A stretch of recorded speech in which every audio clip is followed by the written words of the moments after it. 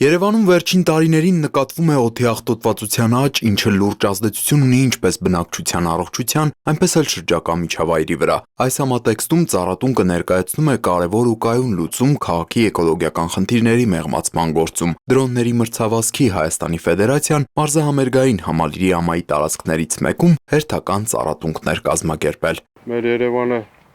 այսօր շատ խնդրեմ ունի փոշու, օդի, կեղտի։ Մենք էլ որոշել ենք մեր կողմից, մեր երկիրը, մեր տունը,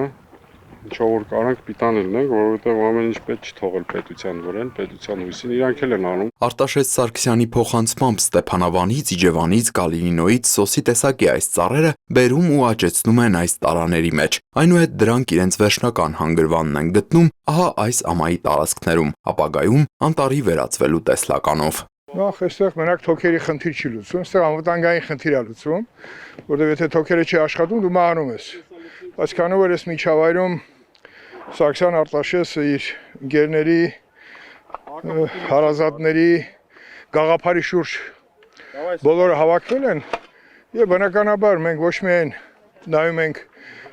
միայն մեկ ուղղությամբ, որը խիստ անվտանգային է, այլ նաեւ սա էլ միանում է, այստեղ միահյուսվել են շատ նպատակներ։ Շենքում, շենքից դուրս եւ ինքը այս ամբողջը կվերցնի եւ ինքը կդառնա բարակիչ։ Այ դրա հետ կապված կարծում եմ, որ մենք բոլորս մեր նպատակների շուրջ պետք է համախմբված լինենք։ Ինձ համար մեծ պատիվ է Ուկրաինայի դեսպանության ներկայացուցիչների հետ լինել այստեղ, Հայաստանի падգամավորների կողքին։ Այս նախաձեռնությունը մեծ խորհուրդ ունի, այս տարածքում է Հայոց ցեղասպանության հուշահամալիրը։ Հայ-ուկրաինական հարաբերությունները մշտապես բարձր մակարդակի վրա են եղել, մենք միշտ հայ ժողովրդի հետ ենք։ Ծառատունկը միավորում է մեզ բոլորիս եւ խորհրդանշում է մեր միասնությունն ու հավատքը ապագայի նկատմամբ։ Ծառատունկի մասնակիցների թվում նաև Սաուդյան Արաբիայից Հայաստան ժամանած Կաուստ ակադեմիայի դոցենտ Նայմուլլահ խանն էր, ով ցանկություն ունի դրոնների մրցավազքի Հայաստանի Ֆեդերացիայի հետ խորացնել համագործակցությունը։ Ես ուրախ եմ, որ այստեղ այսքան մարդաշատ է, կան նաև դպրոցականներ, ովքեր այս տարիքից գնահատում են իրենց հողն ու բնությունը։ Անցյալում մենք շատ տարբեր ենք եղել բնության նկատմամբ, հիմա ուրախ եմ, որ մեր վերաբերմունքը փոխվել է դեպի լավը։ Ես եկել եմ Հայաստան, որպեսզի տեսնեմ ինչպես եք աշխատում դուք երիտասարդների հետ, ուսումնասիրեմ ձեր կրթամշակութային ծրագրերը, քանի որ ես կարծում եմ, որ Հայաստանի եւ Սաուդյան Արաբիայի համագործակցությունը շատ կարևոր կլինի։ Ես ներկայացնում եմ Սաուդյան Արաբիայի ամենամեծ Կաուստ տեխնոլոգիական համալսարանը եւ ինձ շատ հետաքրքիր կլինի փոխանակվել մեր ու ձեր ծրագրերով։ Մարզահամերգային համալիրի այս տարածքում դրոնների մրցավազքի Հայաստանի Ֆեդերացիան արդեն իսկ տնկել է 4000 ծառ եւ նպատակ ունի այդ թիվը հասցնել ավելի քան 10000-ի։ Սպորտային դրոնների մրցավազքի ֆեդերացիայի հետ, որի հետ համագործակցում ենք եւ դպրոց ենք արդեն ստեղծել, որը կամաց սկսում է աշխատել։ Այդ ֆեդերացիայի հետ միասին արդեն բազմաթիվ ծառեր ենք տնկել։ Ամայի կտորներից մեկը, էլի որը արդեն անապատի էր կարծես թե նմանվում, արդեն նայում ես մի քիչ կանանչ կա,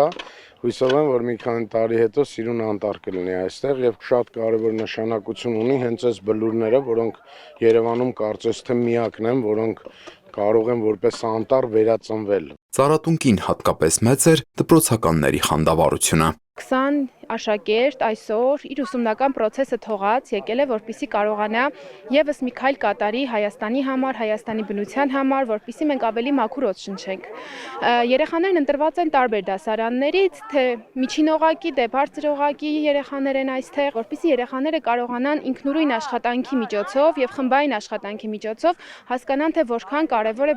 բնության պահպանությունը այսօր մեզ համար։ Եթե յուրաքանչյուրը գոնե 1 ծառ տնկի, ինքը արդեն իր քրտինքի գնով ոնց որ գիտի ինչ գին ունի այդ ծառը ու արդեն ինքը չի աղտոտի բնությունը